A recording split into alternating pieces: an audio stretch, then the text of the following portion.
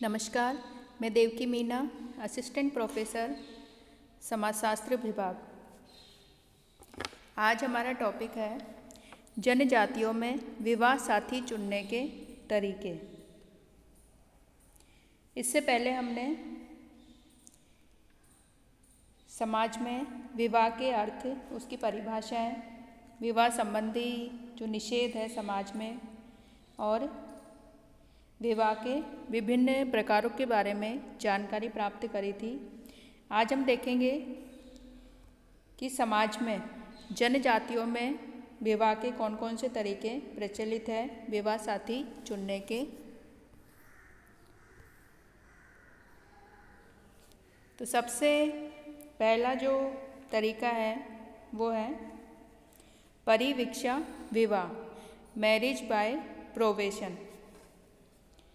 Marriage by probation का मतलब यह है कि इस प्रकार के विवाह में पति पत्नी को कुछ समय के लिए विवाह से पूर्व साथ रहने का अवसर दिया जाता है ताकि वे एक दूसरे के स्वभाव को भली भांति समझ सकें और साथ ही यौन अनुभवों को प्राप्त कर सकें।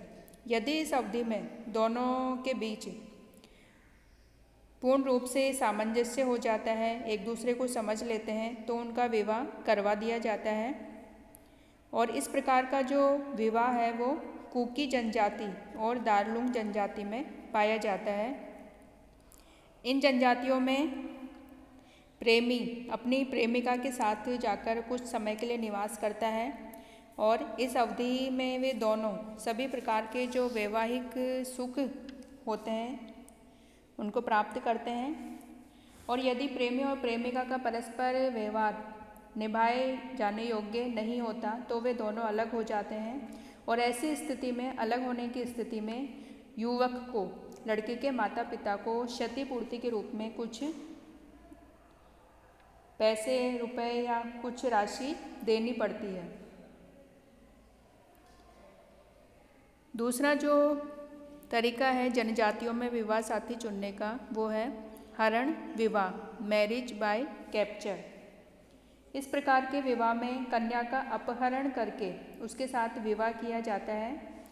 और मैकलेलन का मत है कि उद्विकासीय क्रम में विवाह का जो सर्वप्रथम जो तरीका था वो हरण विवाह ही था। और समाज के विकास और नवीन कानूनों के प्रभाव के कारण इस प्रकार का जो विवाह है अब धीरे धीरे समाप्त होता जा रहा है। परंतु अब मॉक कैप्चर यानी कि अभिनयात्मक हरण इस विवाह के अवशेष के रूप में देखे जा सकते हैं। जैसे कि बुशमैन लोगों में अभिनयात्मक हरण प्रचलित है। उनमें प्रीतिभोज के अवसर पर वर और वधू दोनों पक्षों के लोग एकत्रित होते हैं और भोज के दौरान वर वधू का हाथ पकड़ता है और ऐसा करने पर दोनों पक्षों के लोगों के बीच युद्ध की स्थिति उत्पन्न हो जाती है और जो युवक होता है, वर होता है, उसको पीटा जाता है। और युद्ध के दौरान यदि वधू का हाथ वर युवक के द्वारा पकड़े रहता है तो उन दोनों का संस्कार पूर्वक विवाह करवा दिया जाता है। लेकिन यदि वधू का हाथ छूट जाता है वर के हाथ से तो दोनों का विवाह नहीं हो सकता। और अफ्रीका की जो बहिमा जनजाति है उसमें वर और वधू पक्षों के लोग रस्साकसी करते हैं जिसमें कि वर पक्ष ही जीतता है। और विजय की घोषणा के साथ ही वर पक्ष के लोग वधू को गाय की खाल में लपेटकर भगा ले जाते हैं। तो वधू पक्ष के लोग उसका पीछा करते हैं और बाद में उनका आपस में विवाह करा दिया जाता है। और कभी कभी जब एक ही स्त्री के कई प्रतिद्वंदी होते हैं, प्रतिद्वंदी प्रेमी होते हैं, तो उनके बीच युद्ध होता है और जो जीतता है वही उस लड़की से विवाह करता है। तो इस प्रकार जनजातियों में हरण विवाह की जो प्रथा है वो प्रचलित है। नेक्स्ट जो विवाह का जो प्रकार है जनजातियों में वो है परीक्षा विवाह, मैरिज बाय ट्रायल। इस प्रकार के विवाह में एक पुरुष के साहस की परीक्षा ली जाती है और जिसमें खरा उतरने पर उसका विवाह करवा दिया जाता है। और कुछ जनजातियों में विवाह के जो इच्छुक युवकों से अपेक्षा की जाती है कि वे विवाह से पूर्व अपना पराक्रम सिद्ध करें, और यदि ऐसा करने पर वे सफल हो जाते हैं तो उन्हें यह अधिकार होता है कि वे अपने मनपसंद की लड़की से विवाह करें। जैसे कि गुजरात के भीलों में शौर्य की परीक्षा एक उत्सव के रूप में मनाई जाती है, और होली के अवसर पर उनमें गोल घादेड़ो नामक उत्सव मनाया जाता है, जिसमें कि युवक की परीक्षा ली जाती है। इसी प्रकार कुछ समाजों में निपुण और चतुर शिकार करने वाले व्यक्ति को आदर्श दामाद माना जाता है, और कोमाचे जनजाति में कोई व्यक्ति अपनी भावी सास को सदैव शिकार भेजता रहे तो उसके विवाह की जो संभावना है बहुत बढ़ जाती है। और यदि वह अपनी साली को भी पत्नी बनाना चाहता है तो ऐसा करने से उसके जो अवसर हैं वो बढ़ जाते हैं। और जैसे कि अफ्रीकन जनजातियों में अधिक से अधिक नर मुंड गले में लटकाने वाले व्यक्ति को बहादुर माना जाता है, और ऐसे व्यक्ति से विवाह करना लड़की अपना सौभाग्य समझती है। और कुछ समय पूर्व नागाओं में भी युद्ध के दौरान सिर काटने वाले के युवक के विवाह के अवसर अधिक बढ़ जाते थे। और ब्रिटिश गायना की अरावाक जनजाति में युवक को चलती हुई नाव में खड़े होकर एक निश्चित स्थान पर निशाना लगाना होता है, और इससे उसकी परीक्षा ली जाती है विवाह के लिए, और वो सफल हो जाता है तो उसका विवाह करवा दिया जाता है। नेक्स्ट जो विवाह का प्रकार है जनजातियों में वो है क्रय विवाह, मैरिज बाय परचेज।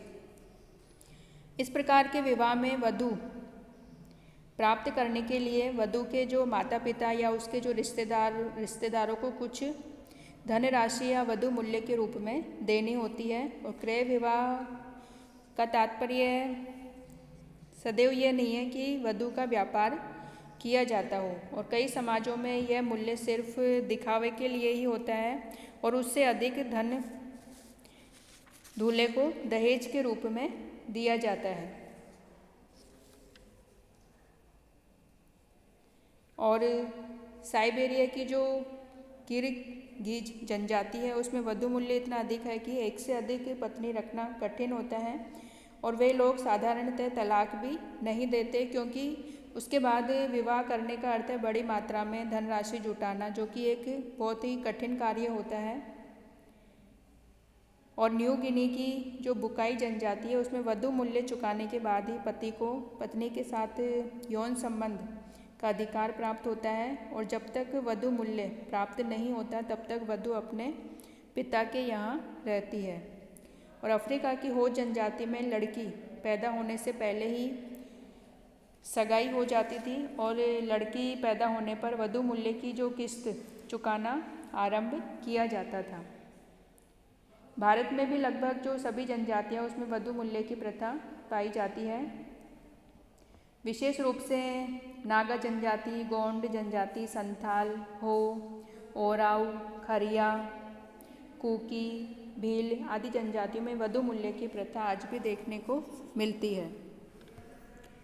नेक्स्ट जो प्रकार है जनजातियों में विवाह का वो है सेवा विवाह, मैरिज बाय सर्विस। इस प्रकार के विवाह में वधू मूल्य को चुकाने का ही एक तरीका ये भी है कि जो दामाद है अपने सास ससुर की सेवा करें और उसके बदले में उनकी पुत्री को पत्नी के रूप में प्राप्त करें। तो कुछ जनजातियों में विवाह से पूर्व दामाद की सेवा करनी होती है, तो कुछ में विवाह के बाद ससुर के घर रहकर, जैसे कि जो जनजातियाँ जैसे कि चूकची जनजाति, कोरियाक, योकाधीर जनजाति, बिने बागो, किरचाक आदि जनजातियों में सेवा विवाह प्रचलित है। और बिने बागो तथा कोमांचे इंडियंस में दामाद से अपेक्षा की जाती है कि वे प्रतिदिन अपने ससुराल वालों को शिकार भेंट करें। और भारत में गोंड, बेगा और बिरहोर जो जनजाति है उसमें यह प्रथा प्रचलित है।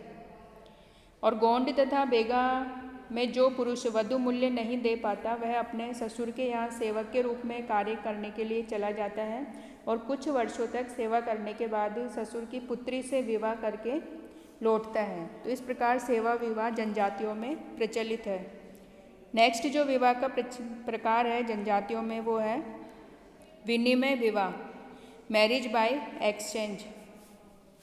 इस प्रकार के विवाह में वधु मूल्य से बचने का एक तरीका यह भी है कि दो परिवार आपस में स्त्री का लेन देन कर लें, यानी एक भाई की शादी के लिए दूसरे परिवार में उसकी बहन दे दी जाती है और बदले में बहन के पति की बहन से विवाह कर लिया जाता है।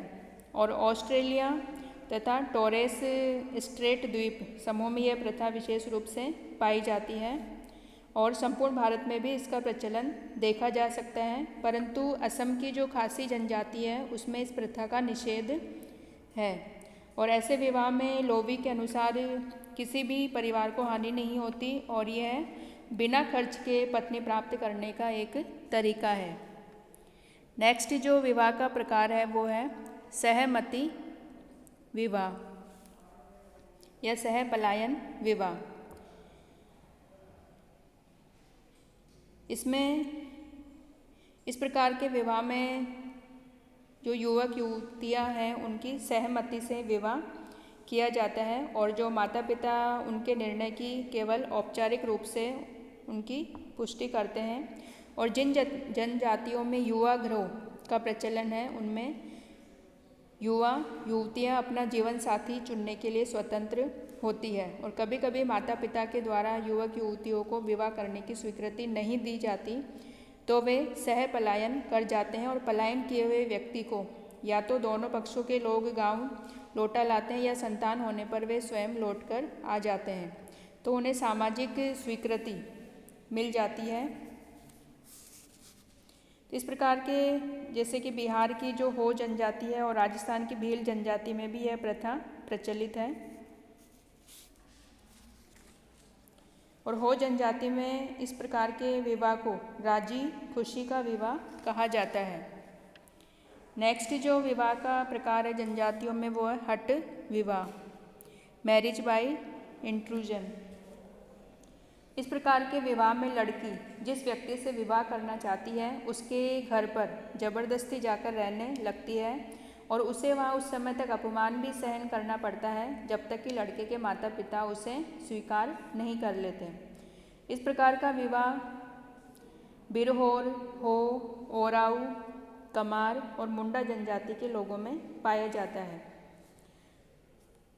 और हो ऐसे विवाह को अनादर, ओराऊ और निर्बोलक तथा कमार पेटू कहते हैं। अनादर का अर्थ यह है कि लड़के के माता पिता के द्वारा अपमान करने पर भी वह उनके परिवार में लड़की बनी रहती है क्योंकि उसे उस लड़के से प्रेम हो गया है और कई बार लड़की को पीटा भी जाता है, घर से बाहर निकाला जाता है, भोजन नहीं दिया जाता और इस पर भी यदि लड़की दृढ़ रहती है तो उसका विवाह उसके पसंद के युवक के साथ करवा दिया जाता है। नेक्स्ट जो विवाह का प्रकार है जनजातियों में वो है दत्तक विवाह, मैरिज बाय अडॉप्शन।